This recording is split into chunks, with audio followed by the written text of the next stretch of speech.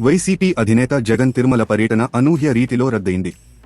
మధ్యాహ్నం 3:30 గంటలకు గన్నవరం నుంచి బయలుదేరాల్సి ఉన్న జగన్ తిరుపతి వెళ్లేందుకు సిద్ధంగా ఉన్న ప్రత్యేక విమానాన్ని చివరి నిమిషంలో రద్దు చేయించుకున్నారు.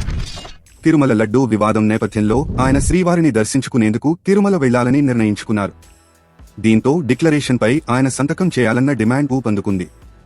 ఈ క్రమంలో జగన్ తన తిరుమల పర్యటనను రద్దు చేసుకోవడం ప్రాధాన్యతను సంతరించుకుంది. సాయంత్రం కాలినడకన తిరుమల చేరుకుని సెప్టెంబరు 28న స్వామివారి దర్శనం చేసుకోవాలని జగన్ భావించారు. అయితే గతంలో మాదిరిగా జగన్ డిక్లరేషన్ ఇవ్వకుండా తిరుమల ఆలయంలో అడుగుపెట్టకూడదని కూటమి పార్టీలు, ఇతర హిందూ ధార్మిక సంస్థలు తీవ్రస్థాయిలో హెచ్చరికలు చేస్తున్నాయి.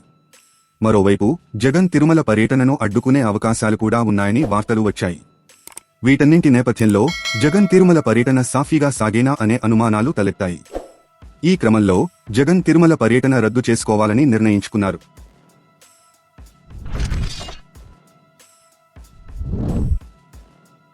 వైసీపీ అధినేత జగన్ తిరుమల పర్యటన అనూహ్య రీతిలో రద్దయింది. మధ్యాహ్నం 3:30 గంటలకు గన్నవరం నుంచి బయలుదేరాల్సి ఉన్న జగన్ తిరుపతి వెళ్లేందుకు సిద్ధంగా ఉన్న ప్రత్యేక విమానాన్ని చివరి నిమిషంలో రద్దు చేయించుకున్నారు. తిరుమల లడ్డూ వివాదం నేపథ్యంలో ఆయన శ్రీవారిని దర్శించుకునేందుకు తిరుమల వెళ్లాలని నిర్ణయించుకున్నారు. దీంతో డిక్లరేషన్పై ఆయన సంతకం చేయాలన్న డిమాండ్ ఊపందుకుంది. ఈ క్రమంలో జగన్ తన తిరుమల పర్యటనను రద్దు చేసుకోవడం ప్రాధాన్యతను సంతరించుకుంది. సాయంత్రం కాలినడకన తిరుమల చేరుకుని సెప్టెంబరు 28న స్వామివారి దర్శనం చేసుకోవాలని జగన్ భావించారు.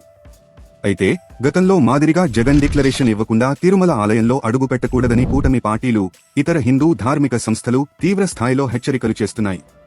మరోవైపు జగన్ తిరుమల పర్యటనను అడ్డుకునే అవకాశాలు కూడా ఉన్నాయని వార్తలు వచ్చాయి. వీటన్నింటి నేపథ్యంలో జగన్ తిరుమల పర్యటన సాఫీగా సాగేనా అనే అనుమానాలు తలెత్తాయి.